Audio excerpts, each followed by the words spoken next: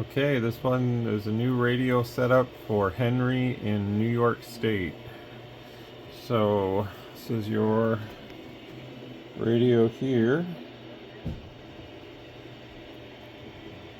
What does it end in? 1228, something like that anyway. So there's your Mars enabled for all the access to the 12 meter band and all that other stuff too. You got to have that in there to get the 12 meter band, so without it I believe the radio is just stuck in 10 meter only, so that does help you get that if that's something you're wanting to do later. So now we'll just get the front top cover back on and start the setup here. Okay, so we got all the bands. Now you're going to want to use the VFO option in this radio if you want to go to the 12 meter band. It's probably better to use that for full amateur use anyways, so keep that in mind. You have a VFO option over here, and I've shown that in other videos, so there's one video in particular where I can go into more detail about that, so I'm going to skip over that. As well as the weather band, just here. See, 162.475 is my weather band. And let's see if we can pick it up just off the, shorten out the coax here a little bit. Sometimes that's all it takes.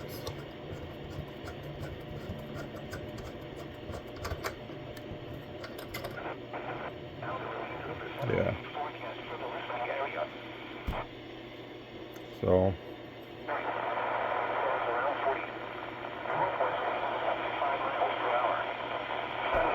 if I had like a little dumb rubber duck or something to put on here, it would pick it up just fine. Keep in mind, I mean, if we're picking it up off a piece of coax, which is basically at this point just the center is all we're getting the signal off of, since the braid is now disconnected. That's why I say I shorted it out by just loosening it and letting it flop off there. You know, your 10 meter antenna, your CB antenna, whatever you might use with this, you know, if you use an antenna that was more up in this range, you're going to hear a lot more, but most guys aren't going to use that probably. So the same thing can be said for if you go into the VFO option here. You can see 136 to 174 is basically what you get. So if you want better reception, use a mid-band antenna like a VHF antenna, something that would work in between 136 and 174. And you will get way better reception here. So obviously if you want to change some of these settings, you know, there's a VFO option which we're in, so you can hold this, and I'll just quickly go over this again as far as that goes. So it's just the channel selector works in this one, so we can change how the channel selector works. We want it to go 1K, 5K, 10K, 100K. So probably 100K would be better in this situation, so you can just hit color and it gets out. So there's your 100K stops, and you know, whatever you want to do. So we can move up the band, go up into 2 meters. Now keep in mind it's not going to receive anything in SSB, so you know, if you were hoping for that, unfortunately it doesn't do that. But it will pick up stuff in FM, so that's what it's made to detect, is FM only. So you know, if somebody was talking on a repeater or something, or simplex, you know, you're going to pick them up. If you put a 2 meter antenna on the back of this, you're going to pick them up like any other 2 meter radio, I would assume. It's going to work really good. If you're a MERS user and you have a MERS antenna, put that on the back of this. It'll pick up the MERS frequencies just fine. So there's a lot of stuff that you could do on the reception side only on this. It's a good receiver for that. If you're in a car and you have this in the car and you want to listen to your local repeater, as long as you're within range, I'm sure a CB or 10 meter antenna is going to pick it up just fine. It may not be as good as a 2 meter antenna, but you know, something's better than nothing. So you know, the antenna is always the key to getting proper reception. Okay, this is the out of box power right here. So hello radio, about 100 watts. So for some reason there's some guy on YouTube that's been commenting saying, how come other places are getting more than 100 watts out? And he kept asking me that, and I responded to him once with, if you watched my channel, you probably would learn why other guys are getting more out and why the radios I sell are doing what they're supposed to do. So, you know, if you don't watch the channel, then you wouldn't understand. So, I mean, it's the fact of the matter is, if the radio is 100 watts, it's 100 watts. I mean, it's, you know, I'm not changing finals. I'm not, unless you're making this radio do 400 watts, anything else that you do regarding power is really a waste of money and a waste of time. And it's going to go against your warranty from these guys, which is a 3-year warranty. So this radio is covered for all instances besides user error or user inflicted damage or taking it somewhere else and having some guy go in and do whatever to it. Like, there's obviously terms with any warranty, but at the end of the day, if you just use the radio properly, you got 3 years of coverage. So, you know, and I'm sure they stand behind that. So here's how it looks. I mean, it's rather aggressive out of the box on AM. I mean, it's just what it is. So I will touch up the audio a little bit. That's what I do. So we'll make sure that the audio is as good as it can be without going into full-on distortion. So, you know, it's not about the power. I mean, if you want more power, there's things called amplifiers that, you know, some of these guys want every little last piece of watts out of their meter they can get. And I think that's the wrong way to look at it. And obviously, if you don't have a good meter, then you're never going to really see the right power anyway. So, and that's a topic that some guys just, you know, they'll have 4, 5, 6 high-dollar radios sitting in front of them, and then they'll have just whatever meter they felt like buying. Because a lot of guys don't put a lot of, I guess, importance in a power meter. And I mean, again, I've said time and time again, if you want a good meter, and this is no paid advertisement, get one of these. This is the best meter. Or if you like the bigger one, get the 500 or the 700. But I still think the accuracy of this one's going to, it's going to be better than those from the information that I read and what I researched. So this one is going to have the best, you know, accurate power measurement capability. But again, everybody looks at things from a price standpoint, and I get that. So, you know, you get what you get for a price, but if you want the most accurate, just get one of these. And you can get it with multiple couplers and dual coupler. This one doesn't have the dual coupler, but my other one does. So I have 2 couplers hooked up to it at the same time. It can auto sense which one's passing RF and switch to it automatically. So these are really nice meters. So obviously, you know, these meters, this is an RMS right here. So, you know, 1, 2, 3. It's not going to show you a very accurate RMS anyway. So I would say the same with bird meters. I think there's ways that people can manipulate their peak circuit in their bird meter to make it show more RMS, because this meter shows real accurate RMS. So, you know, we can see here as I speak, we're starting at about 24 and the radio's going up to somewhere around 40 almost. So this one doesn't really do much more than 28. So, you know, these are okay, but for the amount of money you spend on one of these, or the bird equivalent, which is sitting over there, and all the fancy elements that you buy, you know, if you have a lot of high power elements and all the elements, you could have bought 3 of these, and they have high power couplers, so you don't always have to stick with the standard coupler. And again, this isn't a free advertisement for, well, actually it is a free advertisement, but they're not paying me, but you know, it is what it is. So here's the radio here. You know, it pegs this meter out, and probably guys would think, well, if I showed these meters more, the radio is more powerful. So let's put the 1000 in there, because I don't have my 250 or any of that over here right now. Let's just put the 1000 in there. This is a Bird 1000, so I'll just see what it does on this one, which is not going to be very accurate since it's reading at the bottom of the scale. But so now this is 1000 and that's 100. So just, you know, we'll just see what it's going to do. So it's fairly accurate, but actually it's reading a little lower. So it's about 95 probably on that meter. So, you know, it is what it is. I've made I made a lot of videos in the past about meters, and a lot of times they just get overlooked. Now I will say, a lot of guys like that that monitor sensors, but I mean, I think it's a decent meter. But I still say, if you're willing to spend $250 on that meter, dish out the extra $250 or whatever it is and just get one of these. And this is going to give you real good RMS, where that one doesn't read RMS at all. This does a lot more stuff that one doesn't do. And and it's not that much bigger, so it's just a really good meter. But that's it on the meter stuff. You know, just I do read the comments, and you know, a lot of times when somebody comments about the same thing, like they start beating that horse about the power and all that stuff, here's the reflect. I do sometimes address it in the videos. So anyways, we're going to get back into this radio now and get it set up. Okay, the transmit frequency on this one is really good, so we don't have to worry about that. There's the FM high power, about 50 on this one. That's what I set them to. So the low power I'll set to about 1 watt.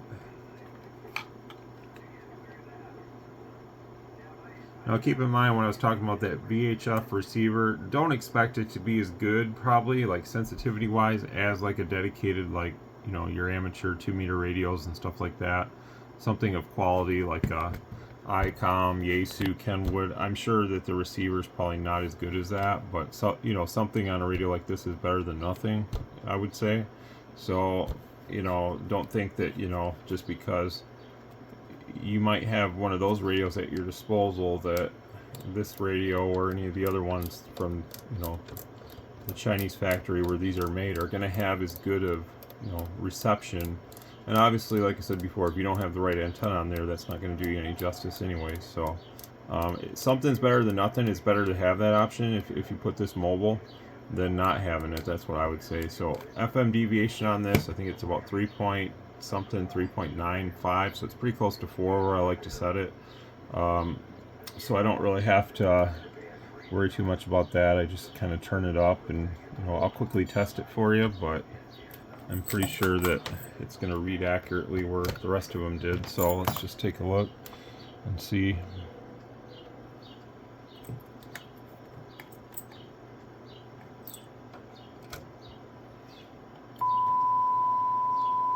Talkback's on, sorry. 3.92, yep, so that's good. That's one thing about these radios, if you go into the service mode and you have talkback on, it stays on. You can't shut it back off. So that's kind of annoying, but it is what it is. So, alright, we'll get back to AM now. Just going through the motions here.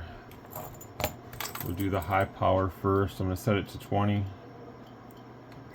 24 is too high.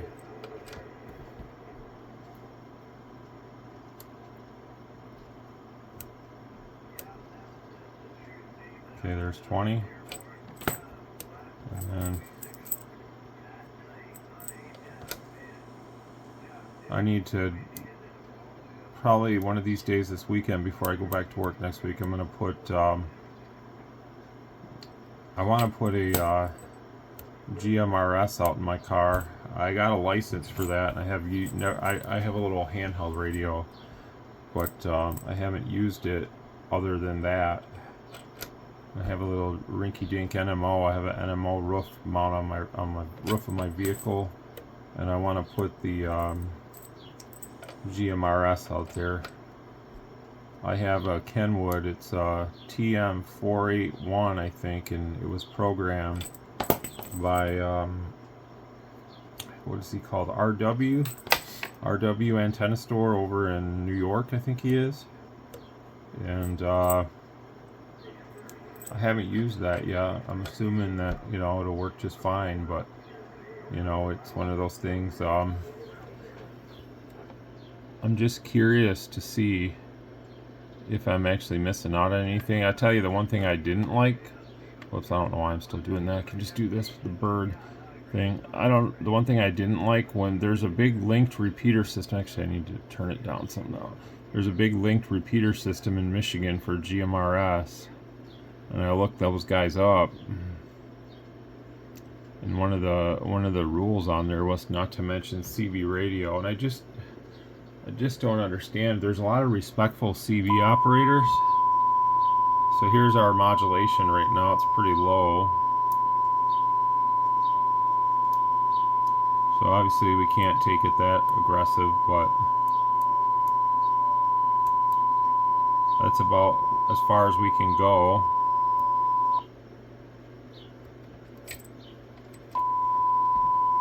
Yeah, that's good there. It's about 120%. So pretty good.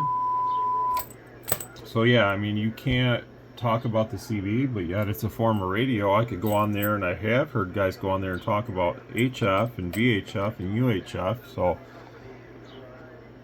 I mean, is it one of those situations where these guys think they're better than everybody because they maybe hate CB? I mean, I don't know. It's radio.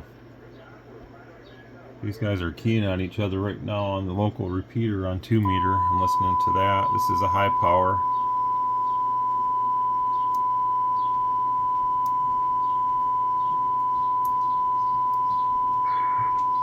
So that's about as aggressive as I can take that.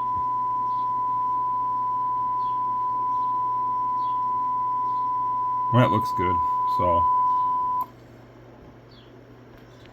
alright, so I just double scaled it anyways for the high power. So we're 4 divisions now. So 2 up and 2 down would be 100%. And there you go. So that's how it looks there. So it looks really good. Again, this doesn't read accurate. It's in RMS, but RMS power is about 40 with the tone. So 45 from 20. And then PP showing about 75, 76, somewhere in there.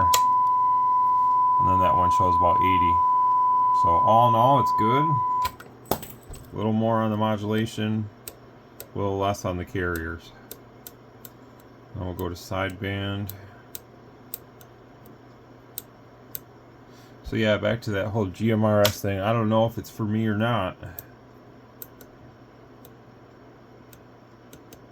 based on, you know, what I saw. It doesn't mean that I have to talk on that system. Like, there might be other people out there just on the non-repeater channels. I think it's channelized or however they call it. I don't know.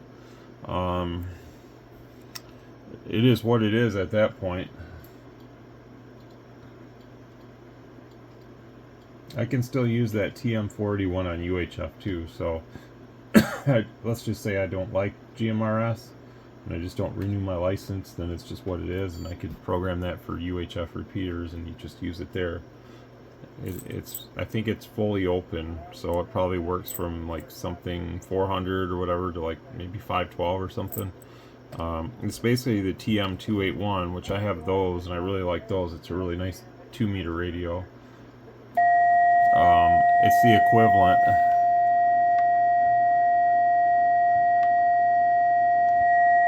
Yeah, so that's just an absolute disaster there. So we'll get this straightened out. Sorry about the tone. Let me correct that so it goes away. So this type of stuff here will blow up amplifiers and stuff on sideband. So if you have a radio and somebody didn't set it up right for you on sideband and it's doing 90 watts almost RMS on sideband, 80 plus. So yeah, you're probably gonna blow up your amplifier. So it's just too much. It's just distortion at its finest. So I'll get it figured out here in a minute. Get it squared away. So you can watch this meter because it's a little easier to see, but you can probably see both. When I start to adjust it,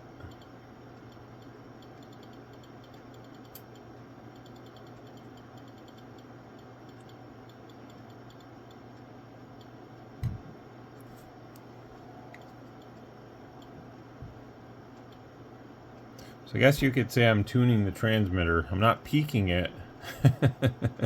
I'm tuning it for better overall performance because it's horrible right now. I mean, look at that. When you match the two tones, look how much worse that looks.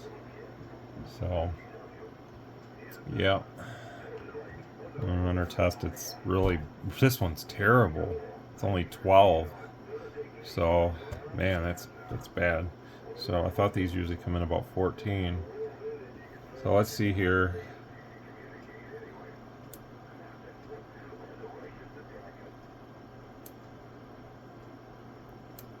I'm going to make it about 20. And that's perfect. So way less distortion. way less RMS, which we don't care about RMS on sideband. Basically, our RMS now is matching our AM RMS almost with the tone, which is how it should be. I mean, it's just double AM, which I'm sorry, double AM. That sounds stupid. Sideband is half of AM, so but we should have about the same on both modes.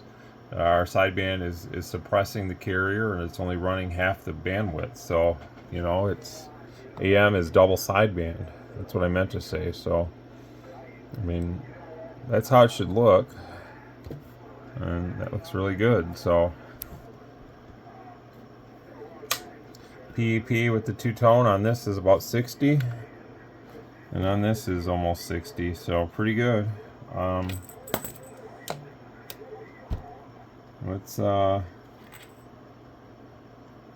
swear I talked to those guys on the CB at night on sideband, the guys on the 2-meter, which doesn't surprise me.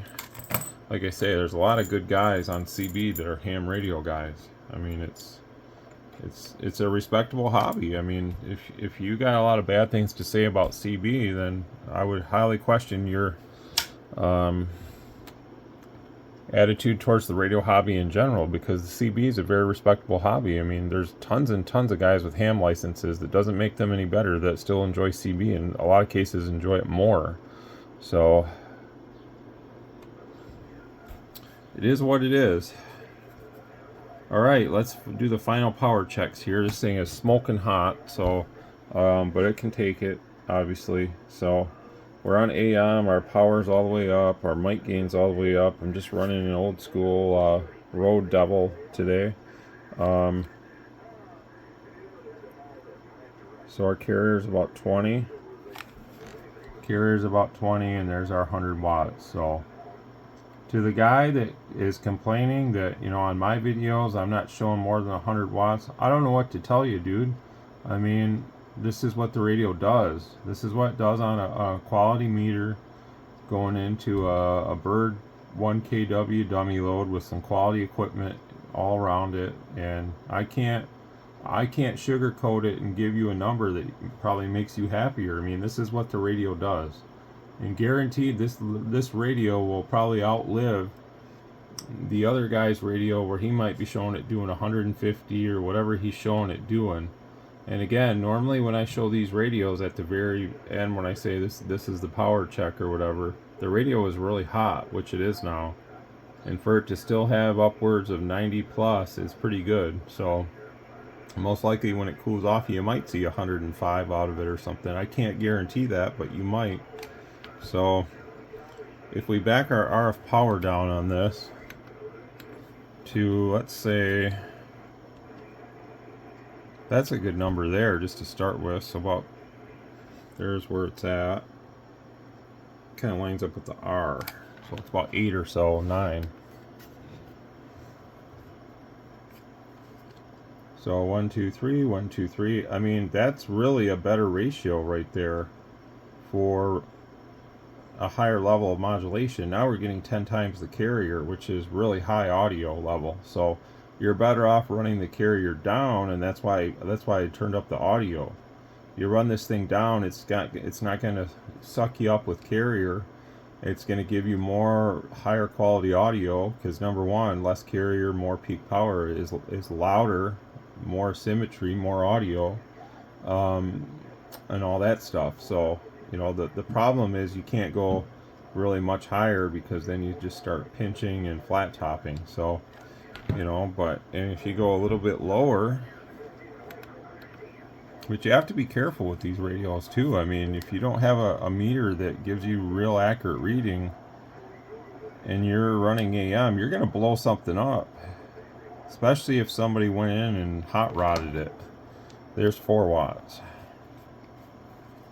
You put this thing into a small low drive amp or something that has an input requirement, all it takes is 1 or 2 key downs, and you're going to vaporize it. I mean, it's just the way it is. So now we're doing 4 watts, and just normal talking there, we're hitting sometimes 40 plus, 50 plus, 60 plus. It just depends where the modulation, where it kind of steps up and where it doesn't. But this is a high level audio right here.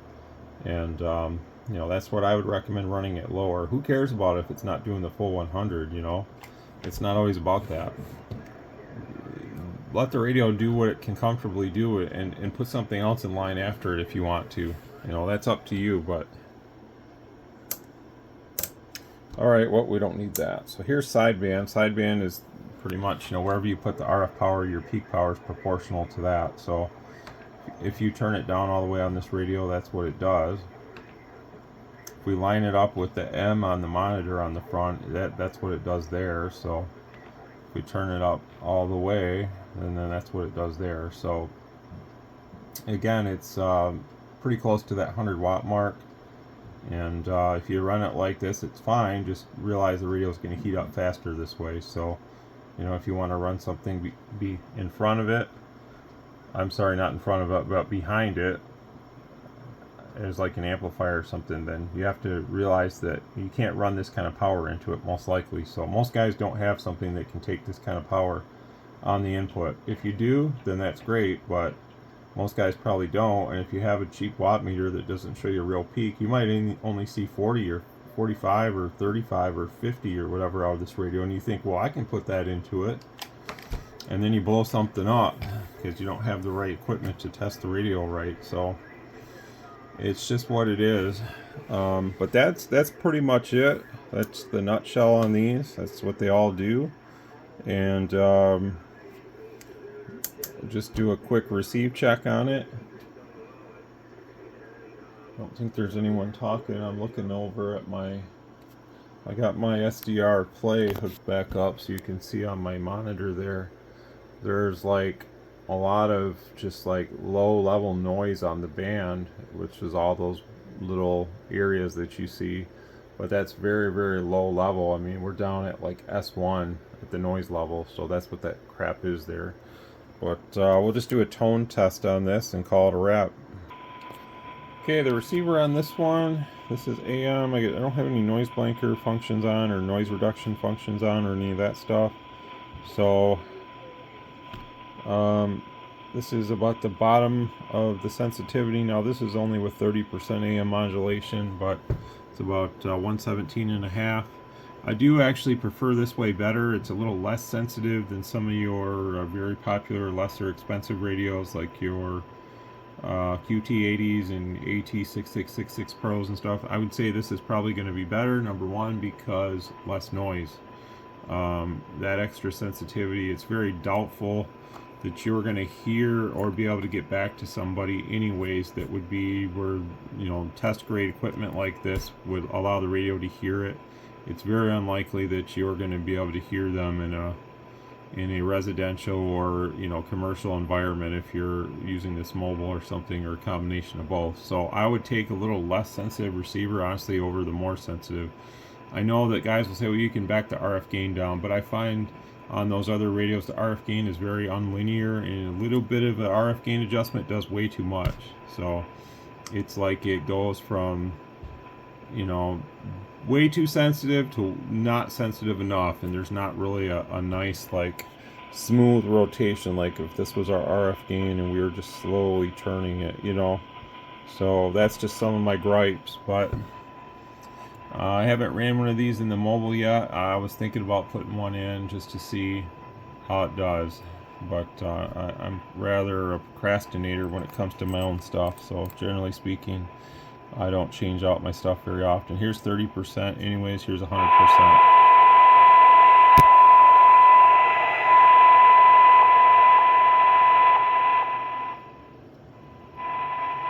So at 100%, obviously, that's what you would hear somebody at. Probably even more than that.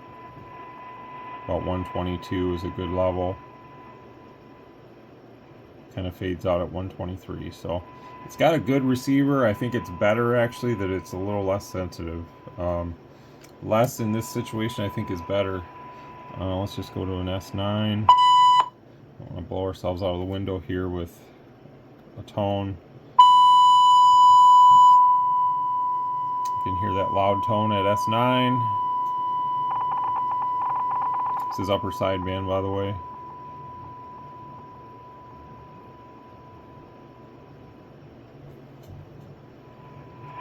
And on sideband, the radio hears 130 dBm. So it doesn't really matter that it can hear this low. Chances are you're not going to be able to talk to somebody that's coming in that low, or let alone hear them in a real world environment. In the testing environment, yeah, sure, you can hear it, but in real world, probably it's not gonna, you're not gonna be able to get somebody that far away, consistently anyways, especially in a mobile.